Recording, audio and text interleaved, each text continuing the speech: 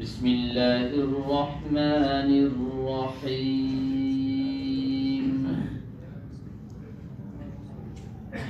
لقد من الله على المؤمنين إذ بعث فيهم رسولا من أنفسهم يتلو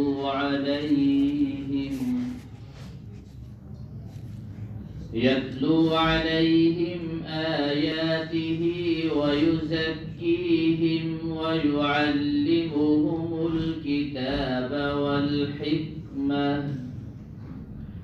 وإن كانوا من قبل لفي ضلال مبين.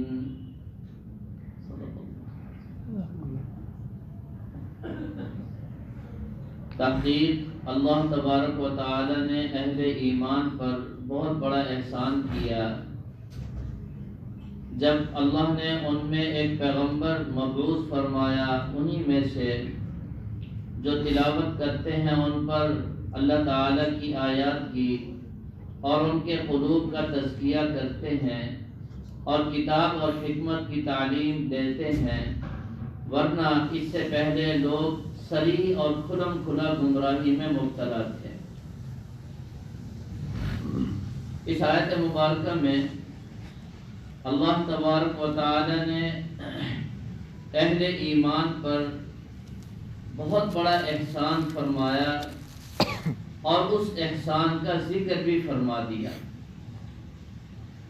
ساری کائنات اور کائنات کی ساری نعمتیں اللہ تعالی کا احسان ہیں، لیکن سب سے بڑا احسان اور سب سے عظیم احسان اللہ تبارک و تعالی کا انسانیت پر یہ ہے کہ اللہ تبارک و تعالی نے اس امت کو اور انسانیت کو رحمت عالم صلی اللہ تعالی علیہ وسلم جیسا عظیم اور ذی مرتبت پیغمبر عطا فرمایا. اللہ تعالی نے اس کو اپنا احسان قرار دیا کہ انسانیت پر میرا یہ احسان ہے، اور اس احسان کا سبب فرمایا رحمت عالم صلی اللہ علیہ وسلم کی بعثت، اور بعثت کے بعد رحمت عالم صلی اللہ علیہ وسلم کا اپنی امت کو آیات تلاوت کر کے سنانا اور ان کے دلوں کا تزکیہ اور صفائی کرنا اور کتاب اور حکمت کی تعلیم دینا. یہ وہ چار بنیادی کام ہیں جو رحمت عالم صلی اللہ تعالی علیہ وسلم نے آ کر یہ کام کیے، اور انہی کاموں کی بنیاد پر اللہ تبارک و تعالی نے آپ کی بعثت کو انسانیت کے لیے بہت بڑا عظیم احسان قرار دیا.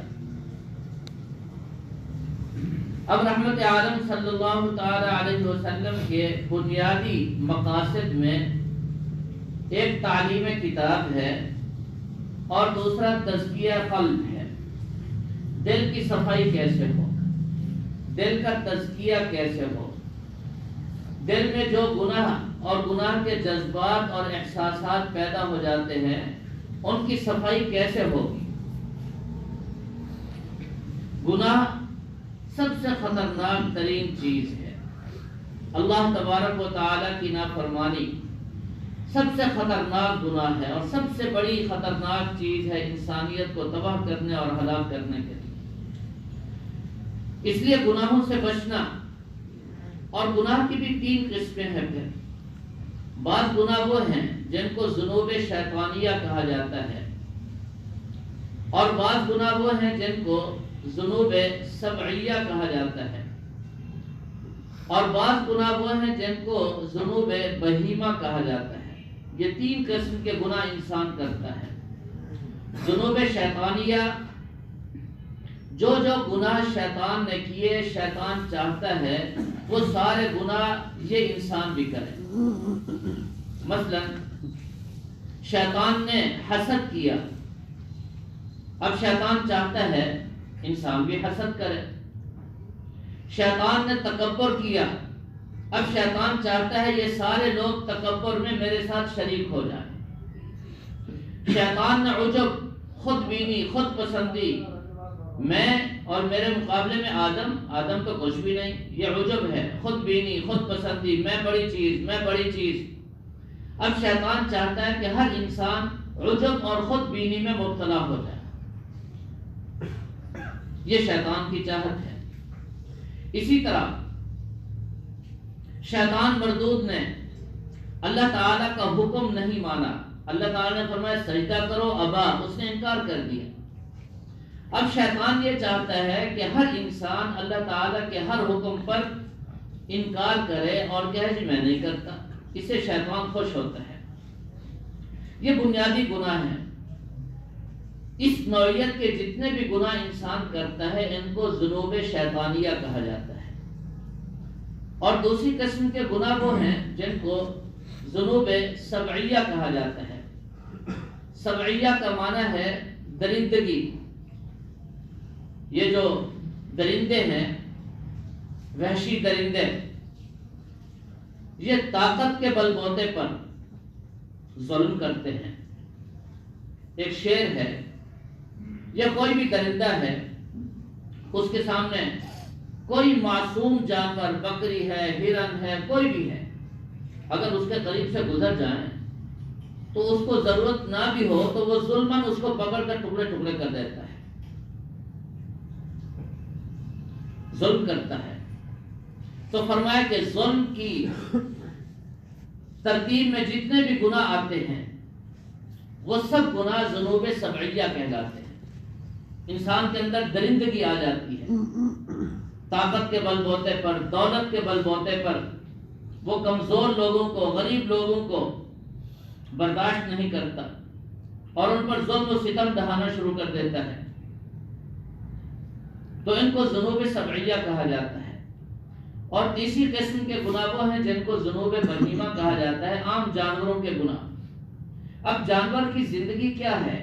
جانور یہ سمجھتا ہے کہ بس میں نے دو کام کرنے ہیں، کھانا ہے، پینا ہے اور شہوات اور خواہشات کو پورا کرنا ہے، بس، اور کچھ بھی نہیں۔ تو جو انسان ان دو کاموں کو اپنے لیے ضروری سمجھ لیتا ہے، بس میں نے بھی کھانا ہے اور پینا ہے اور اپنی شہوات اور خواہشات کو پورا کرنا اور اس کے آگے کچھ بھی میرے ذمہ نہیں، تو اس سے جو گناہ انسان سے سرزد ہوتے ہیں وہ خواہشات اور نفسانی گناہ، شہوت کے گناہ، بد نظری کا گناہ ہے، اور جناب اس سے بڑھ کر غیر عورتوں کو دیکھنا اور اسی طرح ان سے باتیں کرنا اور اس سے تلذذ اور مزے حاصل کرنا، ان کو ذنوب بہیمہ کہا جاتا ہے۔ پھر یہ گناہ ایک حد تک نہیں رہتے، مثلا شیطانی گناہ جتنے بھی ہیں، جب انسان ان میں مبتلا ہوتا ہے تو شیطان کی چاہت یہ ہوتی ہے کہ صرف انکار نہ کرے انسان، اور صرف تکبر نہ کرے، صرف عجب نہ کرے، بلکہ یہ انسان بڑھتے بڑھتے شرک تک پہنچ جائے اور اللہ تعالیٰ کے ساتھ عبادت میں کسی نہ کسی کو شریک ٹھہرا دے۔ یہ انتہا ہے، شیطانی گناہوں کی انتہا شرک ہے۔ اور جو ذنوب سبعیہ ہیں، درندگی کے گناہ، یہ ظلم سے شروع ہوتے ہیں، کبھی کسی کو تھپڑ مار دیا بلا وجہ، کبھی کسی کو ڈانٹ دیا بلا وجہ، اور کبھی کسی کی عزت پر حملہ کر دیا بلا وجہ۔ یہ گناہ بڑھتے بڑھتے قتل تک پہنچ جاتا ہے، اس کی انتہا قتل ہے، انسان قتل کر بیٹھتا ہے۔ اسی طرح ذنوب بہیمہ، یہ بھی عجیب گناہ ہے۔ جب انسان گناہ کرتا ہے، بد نظری کا گناہ ہے، کسی غیر عورت سے تعلق رکھنا یہ بھی گناہ ہے، شہوات کے جو گناہ ہیں انسان جب شروع کرتا ہے تو پھر ان کی انتہا ہوتی ہے زنا پر، چلتے چلتے وہ آخر زنا میں مبتلا ہو جاتا ہے، یہ آخری درجہ ہے گناہ۔ اللہ تبارک و تعالی نے اپنے نیک بندوں کی جہاں تعریف کی ہے وہاں اللہ تعالی نے ارشاد فرمایا والذین لا يدعون مع اللہ الہا آخر، میرے نیک بندے وہ ہیں جو میرے ساتھ کسی کو شریک نہیں ٹھہراتے، یعنی شیطانی گناہوں کا وہ ارتکاب نہیں کرتے۔ لا يدعون مع اللہ الہا آخر، ولا یقتلون النفس، وہ کسی انسان کو قتل بھی نہیں کرتے، ذنوب سبعیہ میں مبتلا نہیں ہوتے، درندوں کی طرح، جس طرح درندے دوسروں کو چیر پھاڑ دیتے ہیں، ظلم کرتے ہیں، فرمایا میرے نیک بندے وہ کسی پر ظلم نہیں کرتے، ولا یزنون، اور وہ زنا بھی نہیں کرتے۔ ذنوب بہیمہ کی انتہا زنا ہے۔ تو تینوں گناہوں کو اللہ تعالیٰ نے قرآن پاک میں ایک ہی آیت میں ذکر کر دیا اور فرمایا کہ میرے جو نیک بندے ہیں، سورہ فرقان میں فرمایا میرے نیک بندے، فرمایا نہ میرے ساتھ کسی کو شریک ٹھہراتے ہیں، نہ قتل کرتے ہیں، اور اسی طرح فرمایا کہ نہ وہ زنا کرتے ہیں، ان تینوں گناہوں سے وہ بچتے ہیں۔ چنانچہ رحمت عالم صلی اللہ تعالی علیہ وسلم کی بعثت کا بنیادی مقصد یزکیہم، ان تمام گناہوں سے انسان کو دور رکھنا ہے۔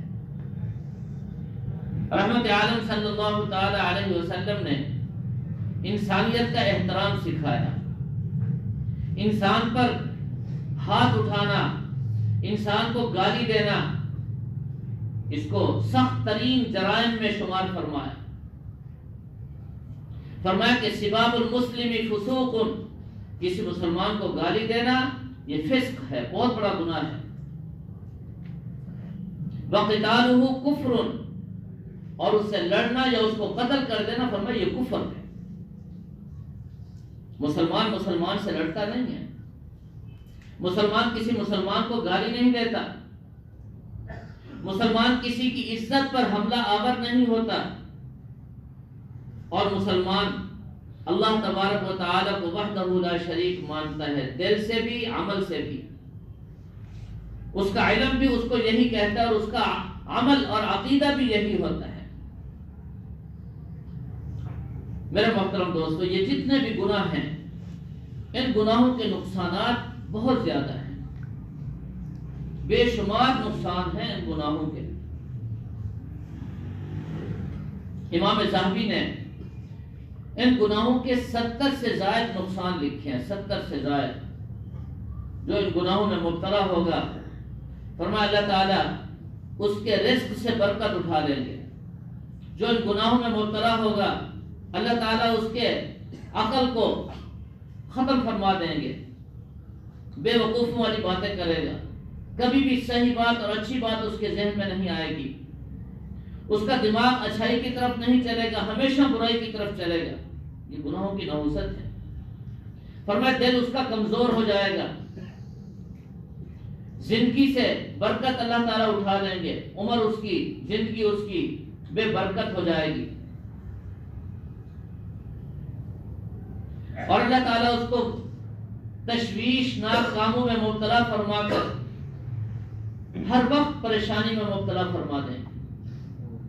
گناہوں کی وجہ سے سارا کچھ ہے، اس کے باوجود پریشان ہے، دل گھبرا رہا ہے، خوف کی کیفیت میں مبتلا ہے۔ تو ایسی کیفیات میں انسان مبتلا ہو جاتا ہے، اس کا سبب گناہ ہوتے ہیں۔ ہمارے ہاں آج کل ایک عجیب تصور بن گیا، جب یہ کیفیات ہوں تو عامل کے پاس پہنچ جائیں گے اور وہ کہیں گے جی تمہیں جن ہے اور جادو ہے، بس اسی میں اگلا حصہ زندگی کا گزر جائے گا۔ یہ نہیں کہا جاتا بھائی تم گناہوں سے توبہ کرو، اللہ تعالیٰ کی نافرمانیوں کی وجہ سے یہ خوف ہے، یہ پریشانیاں ہیں، یہ سر پر بوجھ ہے، جسم تمہارا اکڑا ہوا ہے، جو بھی کیفیات تمہیں درپیش ہیں، ان کیفیات کا اصل سبب گناہ ہے۔ ما اصابکم من مصیبت فبما کسبت ایدیکم، جو بھی تمہیں مصیبت اور تکلیف پہنچتی ہے اس کا سبب گناہ ہے۔ تم سے گناہ ہوا، اللہ تعالیٰ نے پکڑ فرما لی۔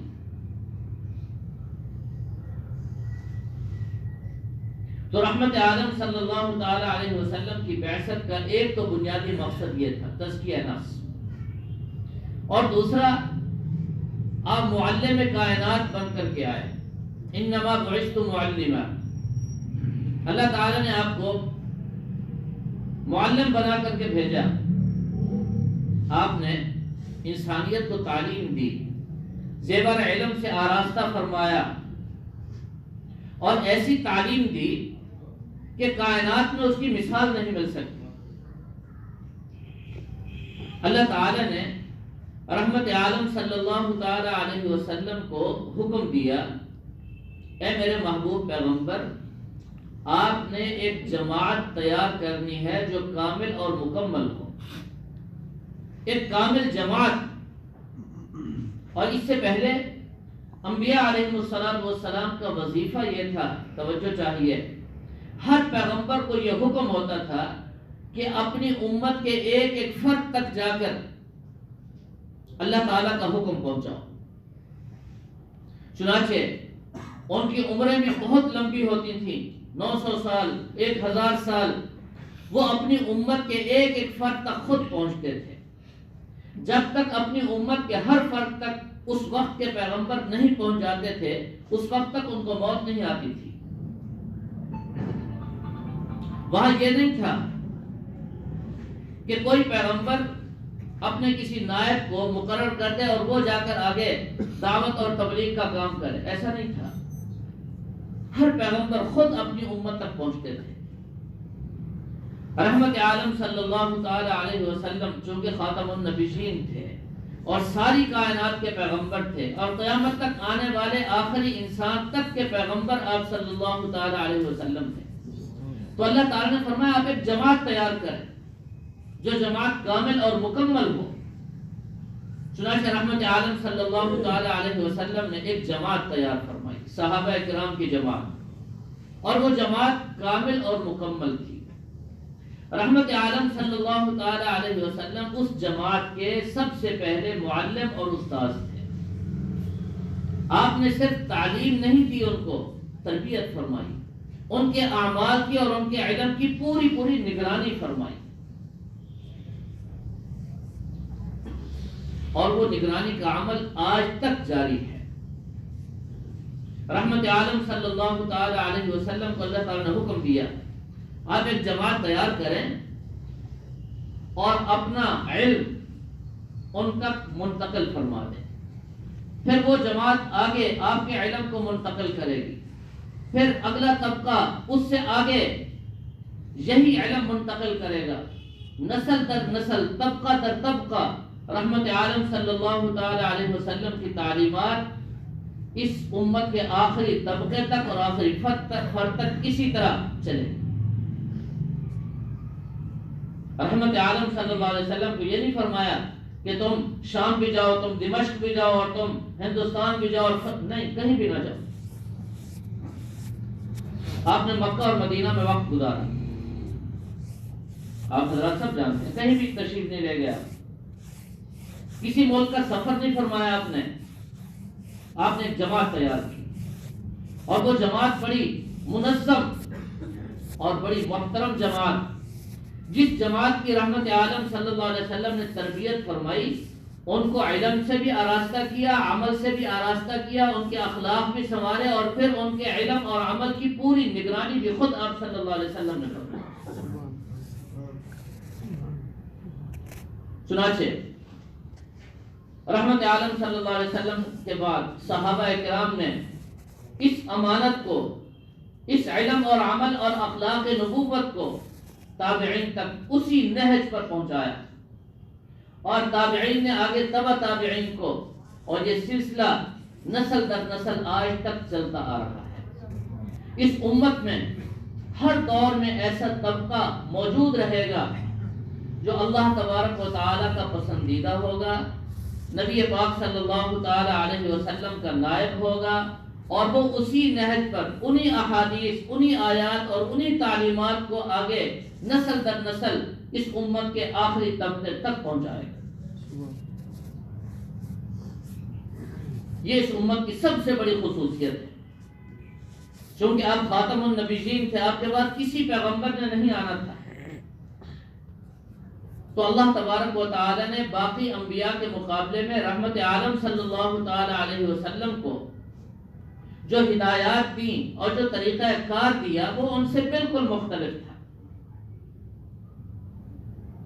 چنانچہ کیا ہوا،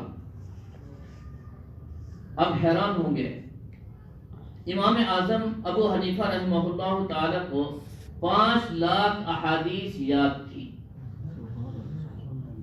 امام ابو داود کو 5 لاکھ حدیثیں حفظ تھی، 9 کے زبان، امام ابو زرع کو 7 لاکھ حدیثیں یاد تھی، امام بخاری رحمہ اللہ تعالی حافظ الحدیث تھے.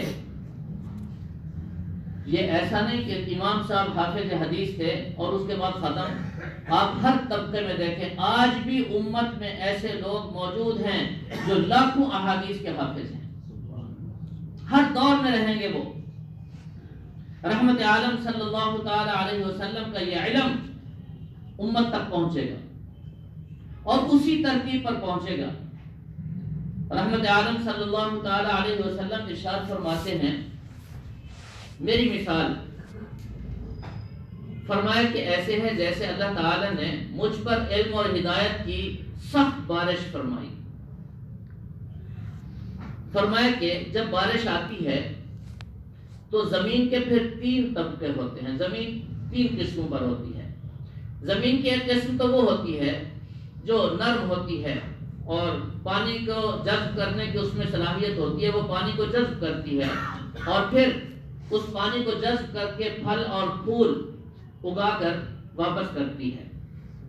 اور زمین کا دوسرا طبقہ وہ ہوتا ہے جب اس پر بارش برستی ہے تو اس کے اندر جذب کرنے کی صلاحیت تو نہیں ہوتی, البتہ وہ پانی کو محفوظ کر لیتی ہے. لوگ اس سے خوب نفع اٹھاتے ہیں. اور تیسری قسم وہ ہوتی ہے زمین کی جو نہ پانی کو جذب کر کے واپس پھل اور پھول دیتی ہے اور نہ پانی کو محفوظ کرتی ہے کہ کوئی اس سے نفع اٹھائے. فرمائے میری امت کے لوگوں کے بھی اسی طرح لوگوں کی 3 قسمیں ہوں گی. ایک طبقہ وہ ہوگا جو اللہ نے علم اور ہدایت کی بارش مجھ پر کی اور میں یہ علم اور حکمت اور دانائی اپنی امت تک پہنچاؤں گا. پھر میری امت اس کو اپنے اندر جذب کرے گی اور جذب کر کے اس سے پھل اور پھول نکال کر مسائل کا استنباط کر کے اور ان احادیث کو پھیلا کر اور ان سے مسائل اخذ کر کے امت تک پہنچائے گی. یہ فقہا کا طبقہ ہے. اور دوسرا طبقہ وہ ہوگا جو میری ان احادیث کو محفوظ کرے گا اور اسی طرح میری امت تک پہنچائے گا. یہ ان محدثین کا طبقہ ہے جنہوں نے احادیث کو رسول اکرم صلی اللہ علیہ وسلم سے جیسے سنا اسی طرح محفوظ کیا اور پھر آگے پہنچا دیا. کوئی تفصیل نہیں, کوئی تشریح نہیں, کچھ بھی نہیں. اور تیسرا طبقہ وہ ہے جن کو نہ کسی علم سے غرض, نہ عمل سے غرض, نہ حدیث کا پتہ, نہ قرآن کا پتہ, نہ نماز کا خیال, کچھ بھی نہیں.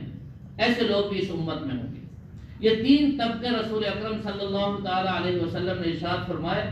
آج ہم نے بخاری شریف میں یہی سبق پڑھا ہے, یہی حدیث پڑھی ہے. تو ذرا توجہ چاہیے. رحمت عالم صلی اللہ تعالی علیہ وسلم نے جو علم امت کو دیا, اب اس کی 2 صورتیں ہیں. ایک تو من وعن انہی الفاظ میں وہ امت کی طرف منتقل ہوتا چلا آ رہا ہے, اور دوسری صورت یہ ہے کہ ان احادیث اور آیات قرآنیہ سے مسائل نکال کر ایک طبقہ لوگوں کو بتا رہا ہے.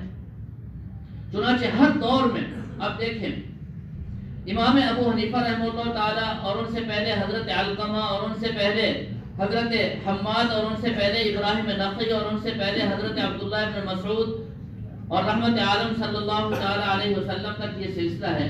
ان میں سے ہر ایک نے قرآن اور احادیث کو لے کر ان سے مسائل نکال کر لوگوں کی ضرورت کو پورا کیا. یہاں سلسلہ رکا نہیں, آج تک چلا آ رہا ہے. آج بھی آپ دارالافتاؤں میں جائیں, بڑے بڑے مفتیان بیٹھے ہیں قرآن اور احادیث کو لے کر کہ آج اس امت میں یہ نیا مسئلہ پیش آ گیا, اب اس مسئلے کو قرآن کی کس آیت سے اور کس حدیث سے لیں اور اس کا آسان ترین حل امت کے سامنے پیش کریں. یہ طبقہ قیامت تک رہے گا اور یہ سلسلہ جاری ہے. اور قرآن پاک کو حفظ کرنے والے, الفاظ کو حفظ کر کے آگے پہنچانے والے, احادیث کے الفاظ کو حفظ کر کے آگے پہنچانے والے جیسے صحابہ کرام کے دور میں تھے, آج بھی وہ طبقات موجود ہیں اور یہ قیامت تک چلے گا. یہ رحمت عالم صلی اللہ تعالی علیہ وسلم کی نبوت کا عجیب اعجاز ہے, معجزہ ہے. ساری دنیا اس وقت مدارس اور ان طبقے والوں کے خلاف ہے, لیکن یہ طبقہ کسی سے نہ ختم ہوا نہ آئندہ ہوگا ختم. جب تک قیامت قائم نہیں ہوتی دین کا یہ سلسلہ اسی طرح چلتا رہے گا.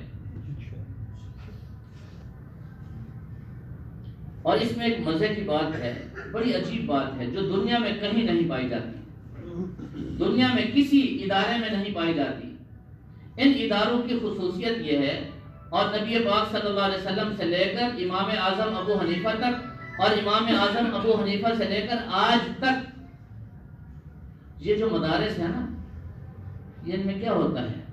ایک بچہ داخل ہوتا ہے ضابطے کے تحت، داخل ہونے کے بعد استاد کہتے ہیں کہ اس بچے کو ہم نے پڑھانا ہے، دیکھا جاتا ہے یہ بچہ پڑھ سکتا ہے نہیں پڑھ سکتا، پھر اس پر غور و فکر ہوتا ہے، اساتذہ سب سوچ بچار کرتے ہیں بھئی یہ بچہ ضائع نہیں ہونا چاہیے، یہ زیور تعلیم سے، عمل سے، اخلاق سے آراستہ ہونا چاہیے، چنانچہ وہ اس کے لیے ہر ممکن کوشش کرتے ہیں یہ بچہ پڑھ کر یہاں سے جائے، بغیر پڑھے نہ جائے، جبکہ اس کے علاوہ دنیا میں جتنے بھی ادارے ہیں ان میں یہ تڑپ، یہ فکر، یہ جذبہ، یہ احساس نہیں ہے۔ یہ احساس اور یہ جذبہ صرف مدرسے میں ہے۔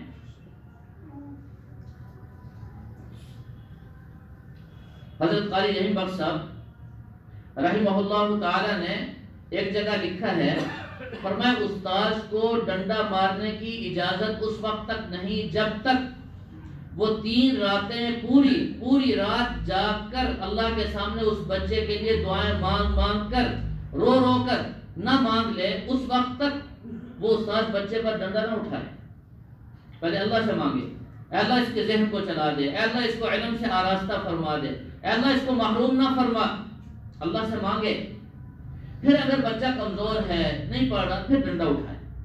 اس سے پہلے کسی کو ڈنڈا اٹھانے کی ضرورت نہیں۔ اب یہ ساری رات جاگنا ایک بچے کے لیے، رو کر کے مانگنا، یہ عجیب فکر ہے۔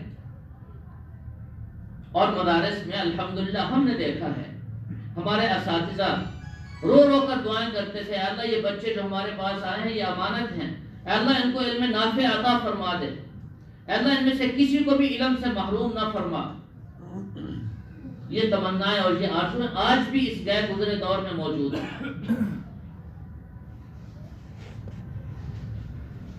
اور پھر اس کے ثمرات کیا ہیں، ذرا غور کیجئے۔ امام ابو حنیفہ رحمہ اللہ تعالی نے 5 لاکھ حدیثیں یاد کر کے اپنے بیٹے کو صرف 5 حدیثیں بتائیں، فرمایا 5 حدیثوں پر عمل کر لو، پورے قرآن اور پورے ذخیرہ حدیث پر تمہارا عمل ہو جائے۔ اس سے آپ اندازہ فرمایا نبی پاک صلی اللہ علیہ وسلم کو اللہ تعالی نے چھوٹے چھوٹے جملوں میں ایسے جوامع الکلم عطا فرمائے کہ چند الفاظ میں آپ نے پورا دین سمو دیا۔ امام شافعی رحمہ اللہ تعالی فرماتے ہیں انما الاعمال بالنیات، یہ ایک حدیث ہے، فرمایا نصف علم ہے، اس میں تمام علوم کا نصف، آدھا علم آ گیا ہے اس میں۔ اب ہے تو چھوٹا سا جملہ، لیکن پورے دین کا آدھا علم اس میں آ گیا۔ تفصیل کا وقت نہیں، 5 حدیثیں میں عرض کر دیتا ہوں، ان کی تشریح انشاءاللہ پھر کبھی کروں گا۔ ایک انما الاعمال بالنیات وانما لامرئ ما نوى فمن كانت هجرته الى الله ورسوله فهجرته الى الله ورسوله ومن كانت هجرته الى دنيا يصيبها او يتزوجها، فرمایا کہ فہاجر فمن كانت هجرته الى دنيا، فرمایا جس شخص کی ہجرت اللہ اور اللہ کے رسول کی طرف ہوگی وہ اللہ اور اللہ کے رسول کی رضا کو پا لے گا، اور جو دنیا کی طرف ہجرت کرے گا وہ دنیا کو پائے گا، جو نکاح کے لیے کسی عورت کی طرف ہجرت کرے گا وہ عورت کو پائے گا۔ الی ما ہاجر الیہ، جس چیز کی طرف وہ ہجرت کرے گا چلے گا اس کو وہی کچھ ملے گا۔ فرمایا یہ آدھا علم ہے۔ دوسری حدیث فرمایا انما یکون المؤمن مؤمنا لا یکون المؤمن مؤمنا حتی یرضى لاخیہ ما یرضى لنفسہ، فرمایا اس وقت تک انسان مومن نہیں ہو سکتا جب تک جو چیز وہ اپنے لیے پسند کرتا ہے وہی دوسرے کے لیے پسند نہ کرے۔ پوری معاشرت اس میں آ گئی۔ تیسری حدیث المسلم من سلم المسلمون من لسانہ ویدہ، مسلمان وہ ہے جس کی زبان اور ہاتھ سے دوسرے مسلمان محفوظ ہیں۔ چوتھی حدیث فرمایا کہ من حسن اسلام المرء ترکہ ما لا یعنی، انسان کے اسلام کی خوبیوں میں سے یہ بات ہے کہ وہ لا یعنی اور فضول اور بیکار چیزوں کو چھوڑ دے۔ انسان کا وقت بڑا قیمتی ہے، لا یعنی اور فضول چیزوں کو چھوڑنا پڑے گا اس کو۔ اور 5ویں حدیث الحلال بین والحرام بین، فرمایا حلال بھی بالکل واضح اور حرام بھی بالکل واضح ہے، اور ان کے درمیان جو کچھ ہے وہ مشتبہ ہے، فرمایا مشتبہ چیزوں سے بھی بچو، جو مشتبہ چیزوں میں مبتلا ہوگا وہ حرام تک پہنچ جائے گا۔ یہ 5 حدیثیں ہیں، امام ابو حنیفہ رحمہ اللہ تعالیٰ نے 5 حدیثیں ذکر فرما دی۔ دیکھیں ایک سلسلہ ہے، امام صاحب رحمہ اللہ تعالیٰ نے رحمت عالم صلی اللہ علیہ وسلم کی تعلیمات کو کیسے آگے پہنچایا، پھر یہ سلسلہ در سلسلہ آج تک یہ عمل جاری ہے۔ آپ مدارس میں آئیں، وہاں دیکھیں احادیث کیسے پڑھائی جا رہی ہیں، قرآن پاک کا حفظ کیسے ہو رہا ہے، قرآن پاک کی تفاسیر کس طرح بیان کی جا رہی ہیں، اور پھر تالیف و تصنیف کا سلسلہ آج بھی اس دور میں کس طرح جاری ہے، ہم سوچ بھی نہیں سکتے۔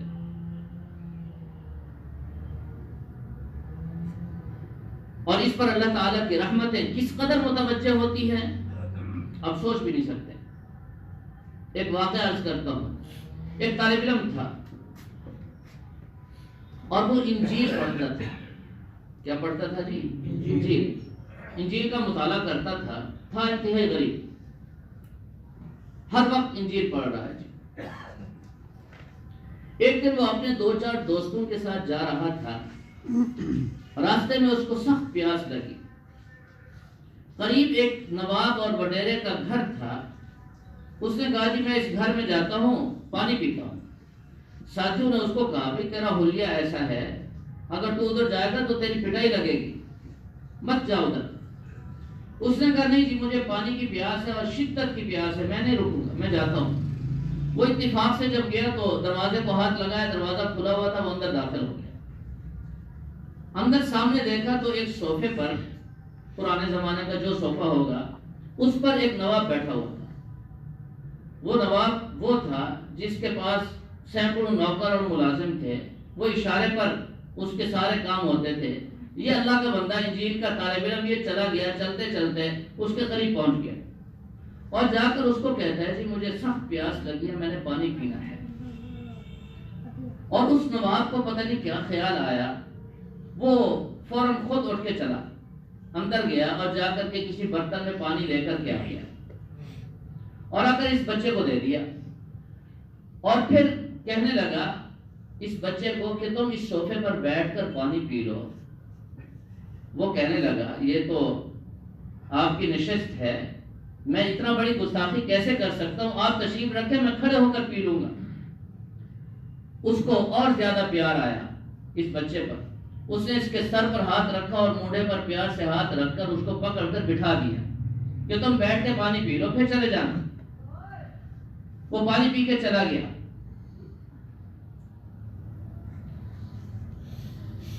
یہ کہاں کا واقعہ ہے؟ انجیل پڑھنے والے کا، اور پیش کہاں ہوا؟ توجہ چاہیے۔ اللہ تعالیٰ نے فرشتوں کو حکم دیا اس انجیل پڑھنے والے کو میرے پاس لے آؤ، اور محشر کے واقعات اور خبریں کوئی انسان نہیں بتا سکتا۔ بتانے والے کون ہیں؟ یہ قصہ بیان کرنے والے خود رسول اکرم صلی اللہ علیہ وسلم ہیں۔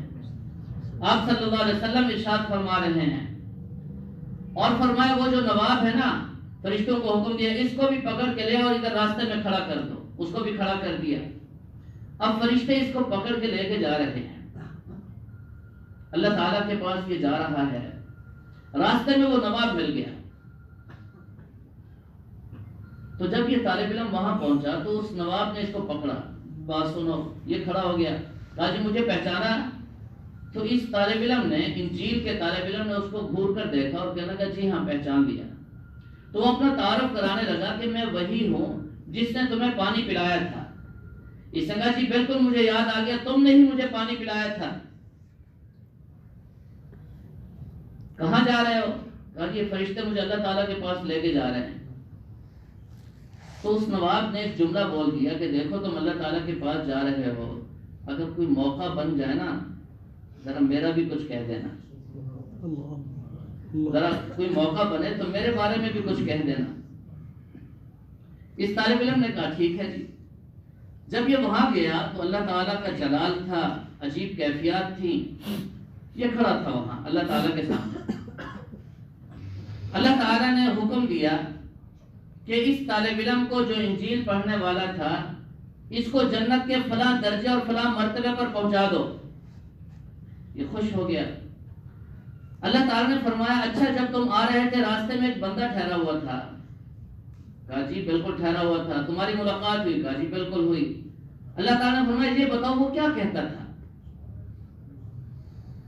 اس کو تو جرأت نہیں ہوئی کہنے کی. خود اللہ تعالیٰ فرما رہے ہیں وہ کیا کہتا تھا. تو اس نے کہا کہ جی اس نے مجھے دنیا میں پانی پلایا تھا تو وہ مجھے یاد دلا رہا تھا اور اس نے مجھے کہا اگر موقع بن جائے تو اللہ تعالیٰ سے میرے بارے میں بھی کچھ کہہ دینا, میرے بارے میں بھی کچھ کہہ دینا. تو اللہ تعالیٰ نے فرمایا سن, اس نے جس دن تمہیں پانی پلایا تھا اسی دن میں نے اس کی مغفرت کا فیصلہ کر دیا.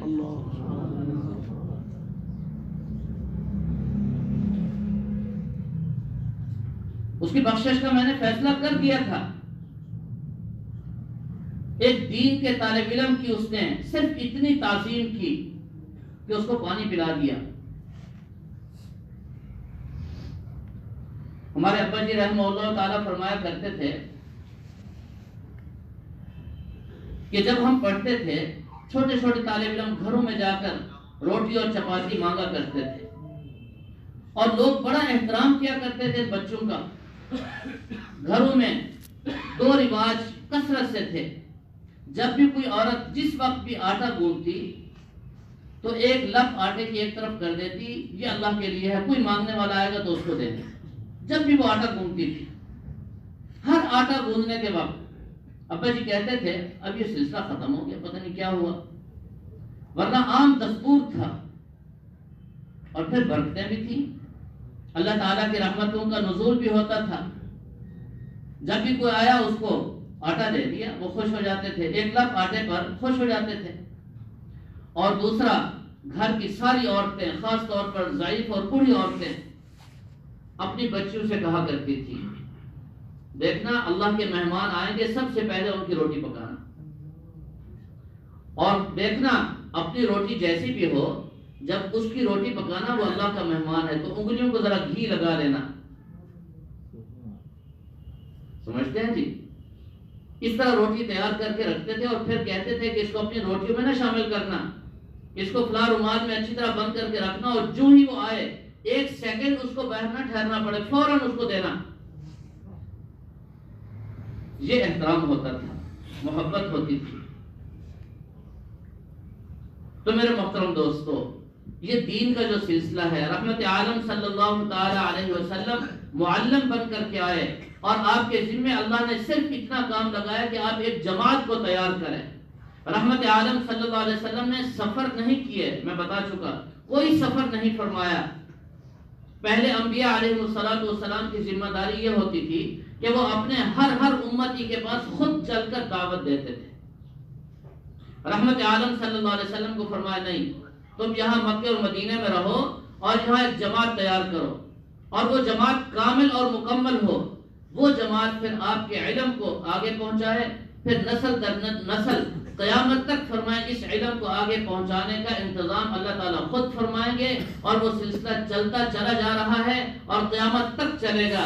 اس لیے فرمایا رحمت عالم صلی اللہ علیہ وسلم نے العلماء ورثۃ الانبیاء, وہ علماء جو میرے علم کو لے کر آگے امت تک پہنچا رہے ہیں وہ میرے وارث ہیں, وہ میری وراثت کو لیے ہوئے ہیں. اور انبیاء علیہ السلام کی وراثت مال و دولت درہم اور دینار نہیں ہوا کرتے تھے, ان کی وراثت تو علم ہوا کرتا ہے. انبیاء کی وراثت علم ہے اور اس علم کو یہ علماء آگے پہنچا رہے ہیں. اس لیے بزرگوں نے لکھا ہے کہ یہ جو طلباء ہیں ان کو کبھی حقارت کی نگاہ سے نہ دیکھنا. جب کبھی یہ سامنے آ جائیں تو پیار اور محبت سے ان کے سر پہ ہاتھ رکھ دینا, ان کے کندھے پہ ہاتھ رکھنا, اپنے بچوں سے ان کو زیادہ پیار دینا. یہ جو محبت ہے تمہاری, فرمایا یہی محبت اللہ کے ہاں تمہارے لیے نجات کا ذریعہ بن جائے. یہ اس دور میں جہاں ڈگریوں اور دیگر تعلیم اور ان پر مال و دولت کے کتنے انبار ہیں اور جناب کتنے سبز باغ انسان دیکھ رہا ہے, اس دور میں بھی یہ لوگ اللہ تعالیٰ کے حکم پر بیٹھے ہوئے ہیں. قرآن حفظ کر رہے ہیں، حدیثوں کو یاد کر رہے ہیں۔ نبی پاک صلی اللہ علیہ وسلم نے جو تعلیم انسانیت کو دی، اسی تعلیم کو آگے پھیلا رہے ہیں، اور کوئی کام نہیں ہے ان کا۔ دنیا ان کو جو کہہ رہی ہے، آپ کو تو پتہ نہیں ہے، میں سنتا ہوں جتنے تانے ہمیں ملتے ہیں، کوئی یہودی آ کر نہیں دیتا ہمیں تانے، کوئی عیسائی ہمیں تانے نہیں دیتا، ہمارے اپنے مسلمان ہمیں تان و تشنیع کا شکار بناتے ہیں، اور جو کچھ کہتے ہیں، میرے خیال میں اگر کوئی اور طبقہ ہوتا تو ایک دفعہ، دو دفعہ، تین دفعہ سن کر چھوڑ دیتا ہے۔ یہ کوئی ایسی قوم ہے، اس کو جتنا کہا جائے یہ اتنا پکے ہوتے ہیں، معلوم ہوتا ہے یہ اللہ کے منتخب بندے ہیں، اللہ نے ان کو چن لیا ہے اس کام کے لیے، ورنہ کون برداشت کر سکتا ہے جی؟